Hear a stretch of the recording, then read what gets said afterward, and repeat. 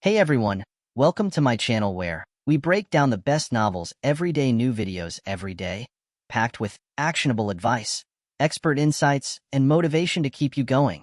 Don't forget to hit that like button, subscribe, and turn on notifications so you never miss out. Let's jump right in.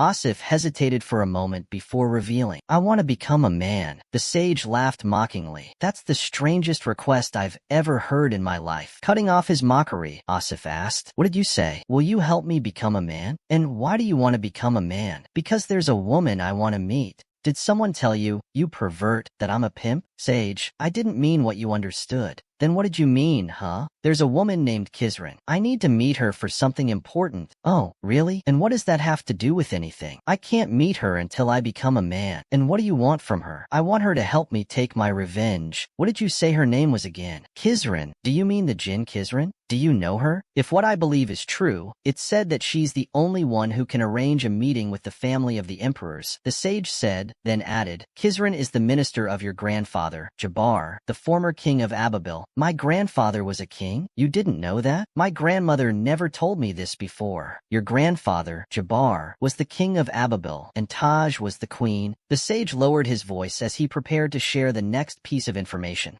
"Rumors say that one of your family members, named Tagan, staged a coup against King Jabbar and managed, through treachery and deceit, to defeat the entire army of Ababil. How did that happen?" "To be honest with you, I don't know. I wasn't there at the time," the sage answered mockingly, then added seriously, "But perhaps the Jinn Kizrin can tell you the story when you meet her. Will you help me, sage, to become a man?" "Fine, but on the condition that you make your grandmother unspell on me first." "All right, let's go back to the village for that." Everyone prepared to leave the food supply box and return to the village of Jasasa so that Asif could ask his grandmother to undo the spell on the sage. However, just as they were about to open the box, the caravan leader shouted at the top of his voice, "Guards of the caravan, we'll stop here to rest and replenish our food supplies, and we'll continue our journey at dawn." The caravan stopped, and the guards surrounded the area from all entrances and exits to better protect the trade goods. The servants of the caravan split into two groups. The first group went to set up tents, while the second group headed toward the food supply boxes to take out food, prepare it, and serve it to the caravan merchants. There were 15 food supply boxes, and the servants opened all of them except for one, which they decided not to touch that night, leaving it as a reserve food box for the next day. However, some merchants who were still hungry after eating demanded that one of the caravan supervisors bring more food. Thus, the supervisor ordered one of the servants, Firaz, to bring all the food from the reserve box. "But what will we leave for tomorrow if we empty the reserve box?" "Don't worry, we'll make sure to reach the slave market before anyone in the caravan feels hungry." Firaz was one of the servants who had recently joined the caravan. He was an eccentric servant who wore very loose clothing, never spoke to anyone, and covered all his facial features except for his eyes with a green shawl that he never removed. Some of his fellow servants secretly called him the queer, while others called him the eunuch because he didn't like listening to them or interacting with women when they talked about such matters. The servant opened the door of the emergency food supply box and never expected to see the sight that greeted him. "Who are you? And how did you get here, boy?" As for Asif, he didn't give the servant much time to be astonished any longer. He quickly jumped out of the box, holding a wreath and the sage in his hands, intending to escape with them. But before he could do so, the servant said to him, "The guards are surrounding the caravan, and they will surely see you." He ignored the warning and continued running away, but the servant cautioned him, "Stop. They will sell you in the slave market if they catch you." The servant was right in his warning. If the guards had caught Asif, they would have undoubtedly handed him over to the young merchant owner of the caravan, Adnan, to be put up for sale in the slave market upon their arrival. So, Asif stopped in his tracks and turned around. "Can you help us get out of here?"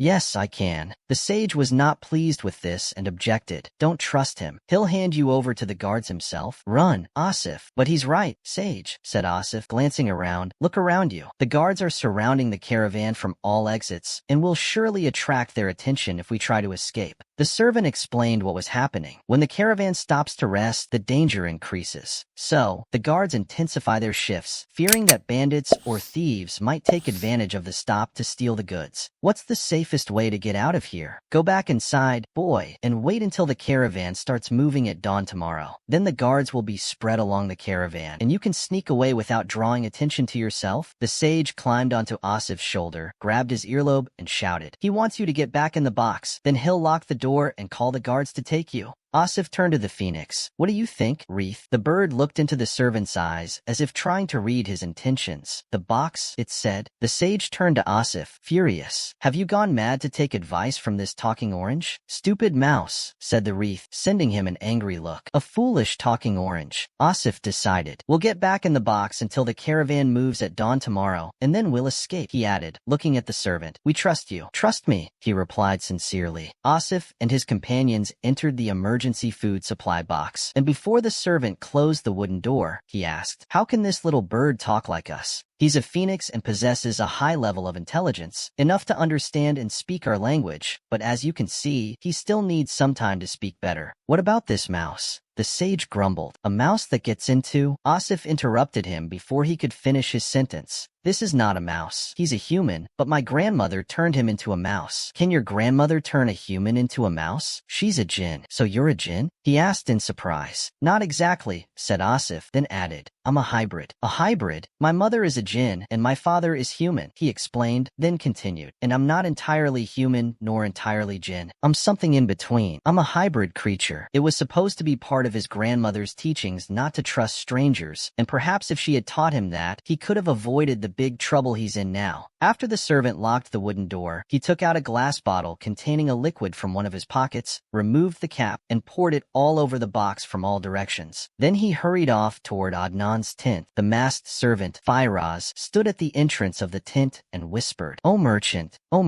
are you here?" The merchant, who was spending the night with one of his private concubines, said, "No," then added, panting as if he were running inside the tent, "I'm not here. Go away. But I need to talk to you about something important. In the morning. But the matter I need you for cannot wait. Believe me, even the matter I'm in cannot wait either. Please, I won't take much of your time. Damn you, I'll lose my focus this way. Tell me, what do you want?" "I've just caught a hybrid boy, a phoenix, and a talking mouse." Before the masked servant Firaz could finish his sentence, Adnan came out of his tent, his joy making him forget to cover his sensitive little member, which resembled a dead tree branch. He was a short, pot-bellied man who looked like a blowfish. "Where are they?" "I've locked them in the emergency food supply box." Adnan put on a light shirt, took some guards, and they all followed the servant, who led them to the place. "There?" he whispered cautiously, pointing to the box. The guards surrounded the box to prevent any escape, and when they opened the door and cautiously looked inside, they found a young man, a bird, and a mouse, all three of them in a deep sleep. The servant justified, "I sprayed some arsenic on them to make them lose consciousness." "Did you say arsenic? You've killed them, you fool." "Don't worry, I added valerian root powder to it, so they'll just sleep for a long time." "Why do you carry such things, servant?" he asked suspiciously. He didn't know what to say, but finally added, "Just in case of situations like this, my lord." "Well done," he said, smiling, and took out a small pouch from one of his shirt pockets, filled with money. "This will be your reward." When the next day came and the sun rose over the sky of the kingdom of Ababil, Asif opened his eyes and found himself bound inside an iron cage resembling an animal cage. When he looked around, he saw the wreath and the sage also bound like him, each locked in an iron cage suited to their size and height. "Oh sage, Wreath, wake up." The wreath woke up first, and as soon as he realized the situation they were in, he tried hard to free himself from the confinement, but the iron bars of the cage were much stronger than his beak could penetrate. He looked at his master and said, as if apologizing for his failure to protect, "I can't." "It's okay. We'll find a solution to our problem then." Since the sage hadn't woken up yet, he called out to him again, "Oh sage, wake up. This is no time to sleep." The sage blinked his eyes, mumbling as if he were seeing a beautiful dream.